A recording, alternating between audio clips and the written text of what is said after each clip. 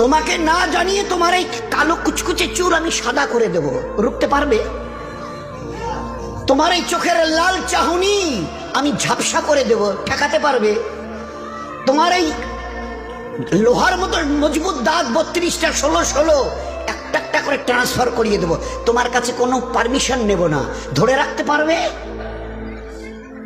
এইভাবে আস্তিন গোটানো মাসেল ফোলানো ধরে রাখতে পারবে তো? এরকম করবে না তো? এইভাবে এরকম হবে না তো?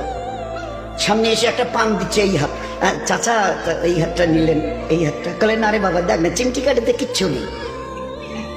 আসমান থেকে আওয়াজ দিচ্ছে, ও হাত তোমার কথা শুনে আমার, এ হাত তোমার কথা শুনে আমার, আমি এর পাওয়ার সিজ করে নিয়েছি। এই দুটো পা যদি হনন হনন করে হেঁটে চলো, খালি একটা পায়ের যদি সামান্য একটু প্যারালাইসিস করে দিই না, তো জীবনভর করে হাঁটতে হবে। বেডরুম থেকে নিয়ে বাথরুম একদম লাগালাগি, অ্যাটাচড, আমরা বলি না অ্যাটাচড। তুই বেডরুম থেকে নেমে বাথরুম কত 4-5 হাত, বেডরুমের দেয়াল আর এই যেই হচ্ছে বাথরুমের দেয়াল, মাঝখানে একটা দরজা, এখান থেকে উঠে ওই ঘর রুমটা পারবে? আছে পাওয়ার? কিসের দেমাগ তোমার? কিসের এই অহংকার তোমার?